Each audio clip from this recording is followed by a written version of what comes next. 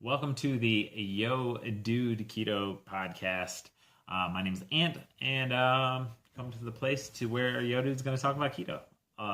So super exciting today. Wanted to talk to you guys about how Thanksgiving went, and a couple other things. So this podcast is going to focus on Thanksgiving, how I prepped for it, how I went into it, and how I handled it. Also, the aftermath of it. And then also, I'm going to talk about daily routines. So that's going to be the focus of this episode. And yeah, so hopefully you guys like it. So Thanksgiving, obviously big eating holiday for most of us. And really, that's kind of what the entirety of the holiday is based off of. I knew that going in. It's always been my favorite holiday because it is an eating holiday.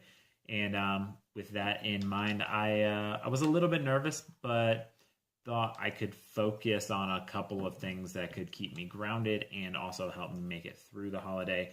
I went into it with a strategy. I do listen to a ton of podcasts as well as watch a lot of YouTube, and kind of took the advice of some of my favorite YouTubers slash podcasters. I know Logan Delgado, Goody Beats, talked about it. Also, Leanne Vogel had a Health Pursuit, the Keto Diet podcast, had a great episode where she had a bunch of people kind of talk about the routines and what they do on the holidays and how they prep for it and all that kind of stuff. So there was a couple others as well. I know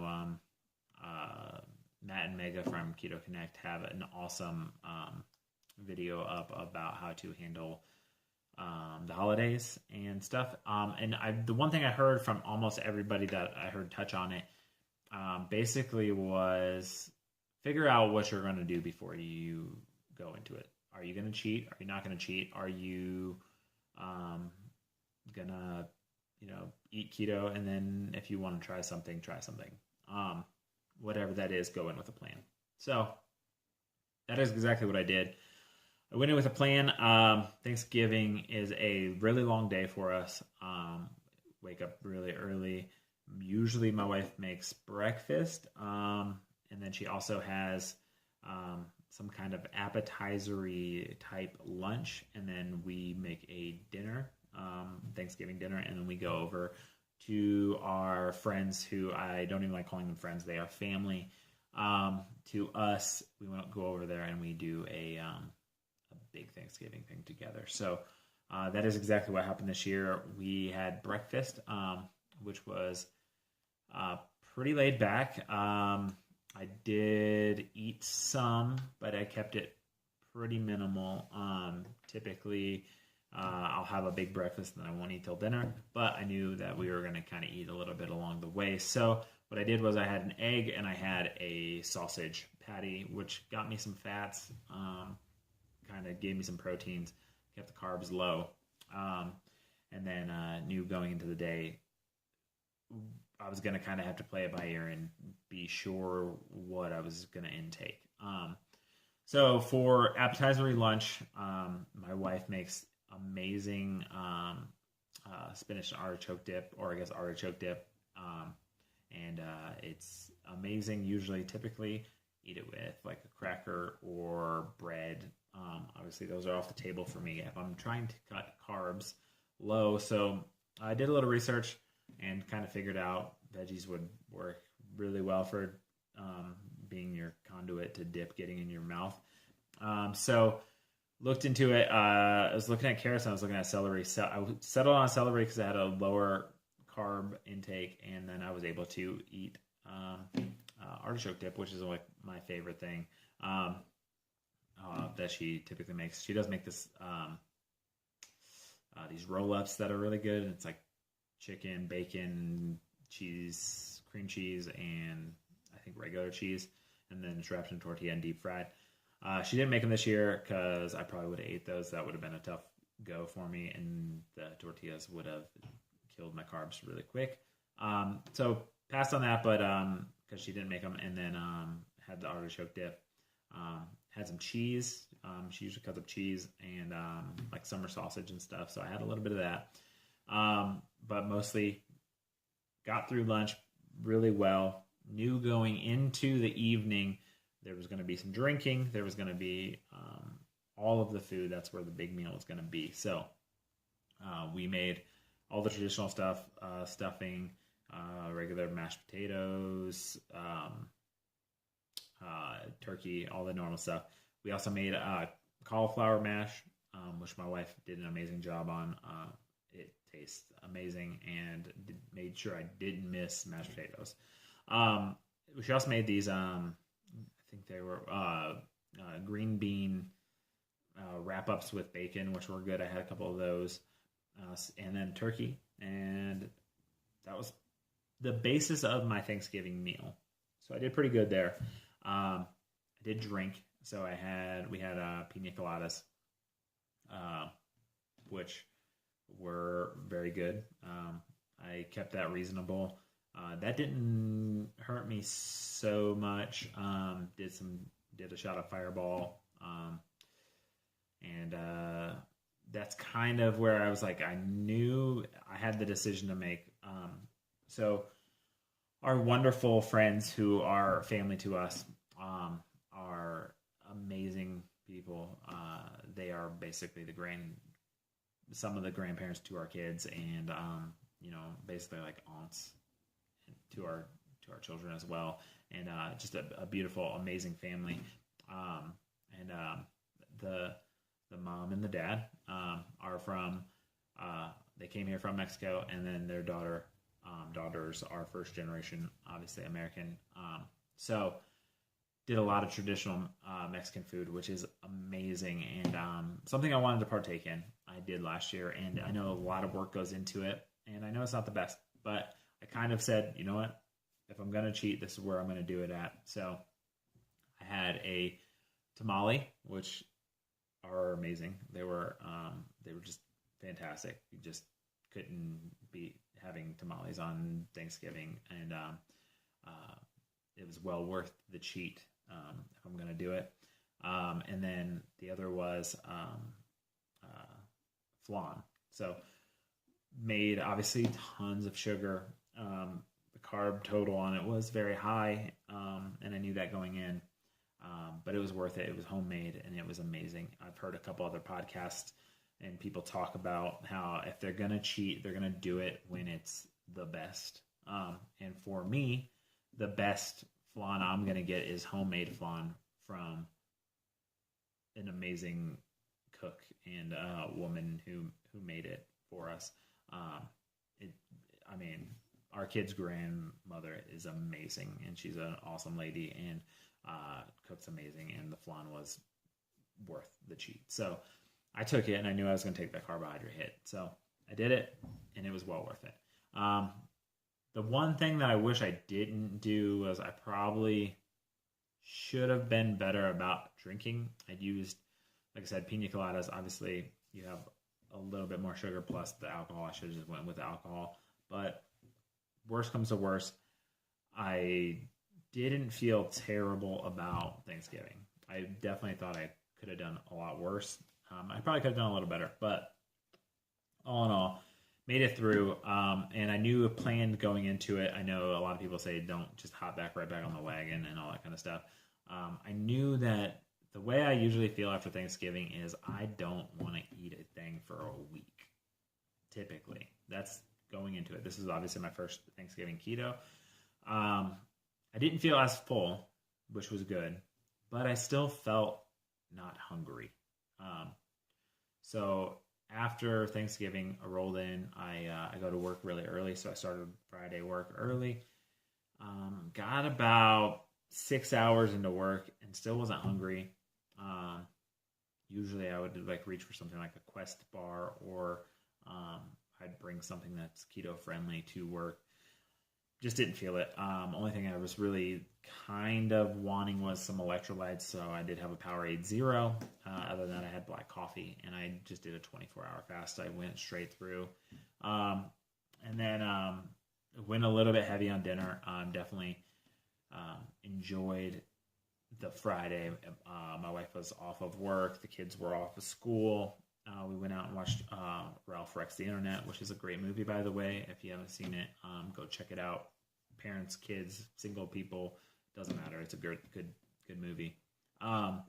So indulged a little. Knew it was kind of going to be another night where we were going to be above. I was going to be slightly above my carbs, not a ton, but I went over a little bit. And I said, okay.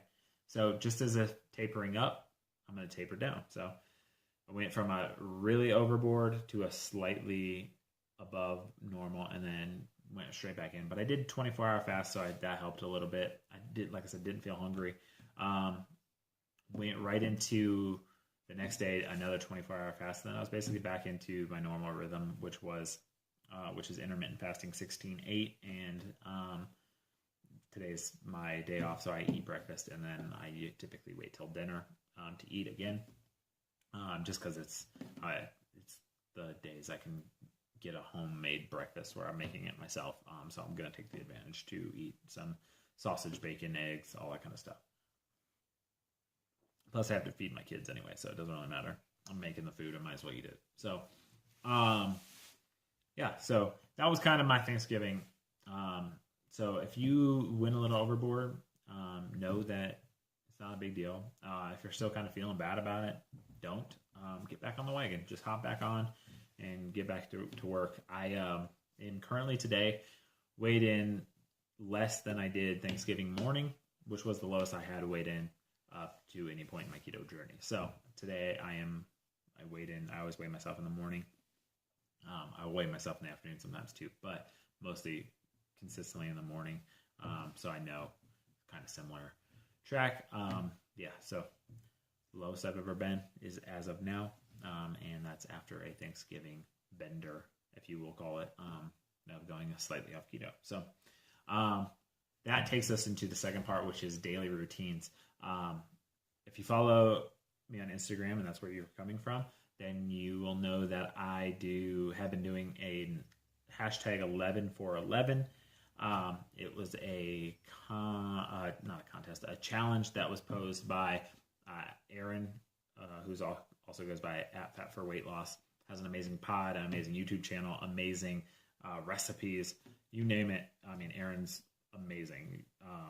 His videos are hilarious. Also explains things super well, and he's Australian, so that's awesome as well. So all that being said, I've been doing 11 push-ups a day for every day of November, the 11th month, so 11 for 11. And when I started this, I was kind of pumped, but I was also kind of scared because I messed my shoulder and my elbow up playing baseball. It's a long time injury ago, but I've messed them up multiple times, and very hesitantly don't like to do push-ups. I also have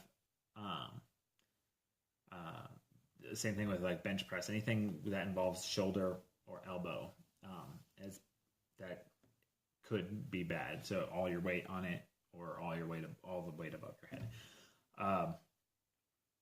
It's not something I trust. I just don't trust my elbow. I don't trust my shoulder in those situations. And so when I saw it, it was not Thanksgiving. It was Halloween, and I immediately jumped in, made a video, said I'm in, boom. And so that was kind of the start of jumping in to the deep end for me. 11 push-ups doesn't seem like a crazy thing for a lot of people, but for me, I had a trust issue, and I didn't think that would change. It's been years since I've been comfortable in this situation. My form looked terrible. I'm putting myself out there. I'm going to put a video out almost every day. I stopped doing a video every day, but I still have been doing my push-ups. And I'm going to do one for the final day of the year, or final day of the month. But yeah, so man, I got to day 20 and I felt real good. I challenged myself. I said, you know what, it's not going to be pretty. It's not pretty. I'm going to go deeper. I'm going to push myself. And I pushed myself, and I would say that the daily doing of 11 push-ups each day has led to a better form, and more importantly for me, a trust in my body can hold up. As a 35-year-old man who was in April weighed pretty close to 250, to trust their body and feel good about their body was a lot of work. I had lost a lot of weight already. My weight hasn't changed a ton. I think I'm down like 5 pounds this month, something like that. And but for me, the trust in my body working again and doing things that I didn't think I would ever do again was incredible. And it's because of a daily process. If you follow me again on Instagram, you know I post my coffee cups most days and I write myself motivational quotes. So really hits me. Wrote this quote by J.R.R. Tolkien. It was little by little we travel far, or I travel far, whatever the right wording is. But basically, it really hit kind of all at once. It was like I found that quote and watched this daily progress, this little action, this little 11 push-up action turn into a trust that I have in myself that I didn't have 26 days ago. 26 days ago, I did a push-up, and I was for sure that every single time I was going to fall.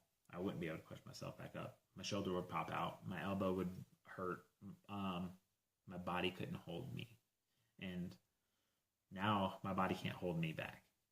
I have that in check, and I feel that trust in it.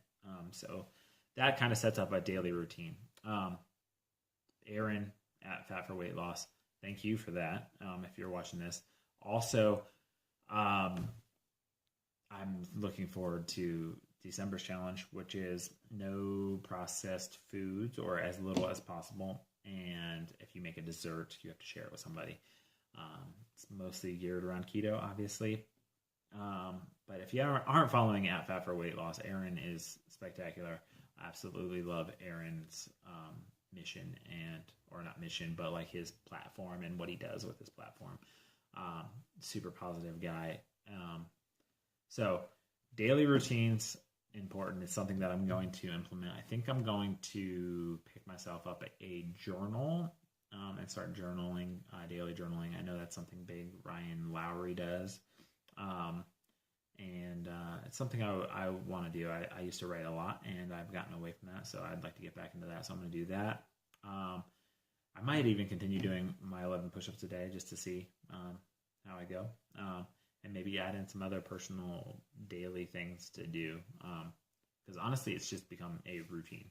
The cool thing about doing something daily is very quickly, I think it's like something like 10 or 18 or 15. There's a certain number of, like, if you do it X amount of times, it becomes a routine without you thinking about it. And it has become a routine without thinking about it. I wake up. A lot of times I'll do my push-ups in the morning. Or if for some reason I don't, and I get like through the day, I'm just like, oh, I got to do my push-ups, and I'll stop and bang them out, But that's an awesome thing to do. And that can go to anything: diet. It can go to eating habits. It can go to fitness. It can go to your family, your loved ones. It's something that I'm going to work on in my own thing as being a husband and a father. Certain things I want to do that I want to get better at, maybe being a little more patient when things get hectic, or not yelling as much, or not, going to being irritated in a moment of like chaos. Things like that I would like to work on. I'm willing to work on those. And I know that if I do a little bit every day, I can get there. So daily routines and keto go hand in hand. I mean, if you know what you're doing daily, you're going to make it. So that's the episode for today. Hopefully you guys enjoyed this episode of Yo Dude Keto, and come check us out next week. Check out our sponsors. right there and there. And then also follow us on Instagram at YoDude Podcast. So, all right. See you guys next week.